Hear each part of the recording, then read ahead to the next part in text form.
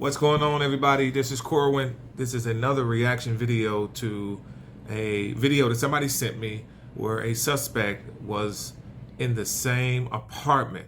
Not the same building, not the same block, but the same apartment. And a witness against him. He's in the same apartment with her. So anyway, I'm going to go ahead and watch this video. And so stay tuned and I'll give you my reaction to it. Anyway, let's go ahead and check this video out now.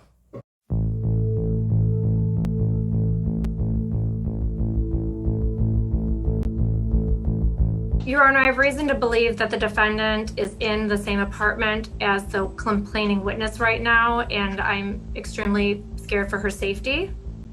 And the fact that she's looking off to the side and he's moving around, I want some confirmation that she is safe before we continue. Miss Lindsay, where are you right now? I'm at a house. What's the address? It's my house.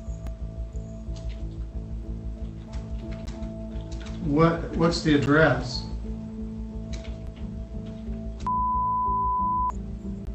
Okay. Mr. Harris, where are you? Your Honor. All right, I want you to walk out to the front of the house. Show me the house number on the house. Why? I don't even think this phone has the charge for that, sir. I'm at like 2% right now. I'm hooked up to this wall charger right here. Your Honor. We're knocking at the door right now for Miss Lindsay. What? The police are at Miss Lindsay's apartment right now, knocking on the door. Ms. Lindsay, would you go answer the door? Yeah, give me 1 second.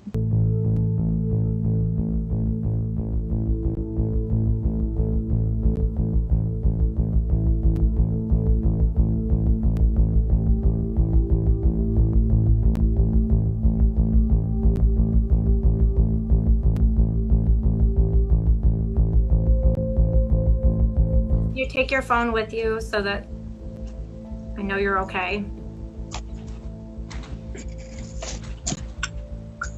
Hi.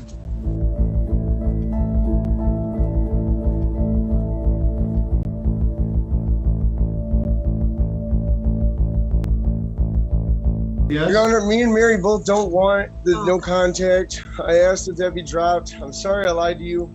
I knew the cops were outside. I don't know why I lied to Mr. you. Harris? My advice is don't say anything else. Take the cigarette out of your mouth. The hearing is adjourned. Your bond is canceled. If you have $10 million, you can't bond out. In addition, the prosecutor is probably also going to charge you with obstruction of justice. It's the first time I ever had anybody sitting in the next room potentially intimidating a witness and assault great bodily harm. All right, don't say any more about it. Your bond is canceled. You're digging your hole. You've hit bottom and you're continuing to dig. Officers are directed to take him into custody on a bond violation. Bond is canceled. We will reschedule this hearing for another date.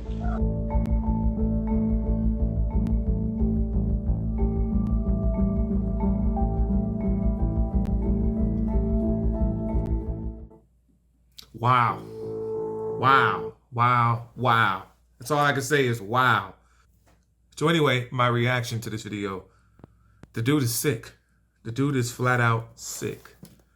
I would go as far as saying that the prosecutor potentially saved her life because you have no idea what was going on in his head and what could have potentially happened in her apartment at that time. Kudos to the prosecutor who was able to identify, and I don't know how she knew. The backstory doesn't provide that to me. I didn't do any research on this. Otherwise, that's something that I would do. I would do the research and learn the backstory, how she came to know that he was there. It couldn't have just been because of the background. Maybe it was due to a combination of that, as well as how the victim was behaving over the virtual call. But the judge asked him where he was, and instructed him to walk out to the front of the apartment so they could see the address. He proceeded to ask why. I thought that was first of all, that if that didn't give it away already, what a very odd question to ask the judge after they instructed you. You know, that was one of those situations where it's like, listen, I'm not asking you, I'm telling you what I need you to do. And considering that, you know, you're dealing with the strong arm of the law, you know, you don't have no options at this point. So he said why, because obviously he was sitting in the same room with this person. But he goes on to talk about his phone battery. Like, really, your phone battery, that was the best that you can come up with? I mean, it wasn't the worst possible situation. He could have come up with something else. But it was still a very odd response. Either way. But what I thought was fascinating, man, is so after they had instructed her, the prosecutor let her know, hey, look, the police is at the door. And again, kudos to her for thinking fast, responding quickly in that situation, and that the police was able to, however she dispatched them or had somebody dispatch them for her, kudos to the police for arriving in time. Witness intimidation is a very serious thing and carries a very lengthy term. He should be prosecuted for. Absolutely should be prosecuted. So I hope, well, at this point, there's no doubt that she's going to add that additional charge. He'll more than likely be convicted if he haven't already. After the police arrived, I thought was funny. After the police arrived, he proceeded with saying, me and Mary both don't want no contact. All right, we asked that it be dropped. Because I don't know the backstory.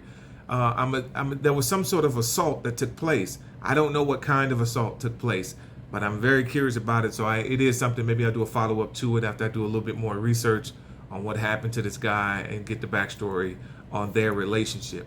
But he's speaking for both of them. He pipe up and say, me and Mary both don't want no contact, and we want to drop. We want that drop. Like, that's not in your hands, bro. At this point, especially now, like, imagine the goals, man. Excuse my language, just the balls it takes to have been the perpetrator against somebody, and then in order to intimidate them from testifying against you, we're going to do a virtual hearing because of COVID, I'm assuming, protocols is why they're doing it virtually. He's out on bond, and I'm going to show up at your house. That's why I'm so curious as to what the relationship is between the two of them and why he was allowed to even come to her house or knew where she lived.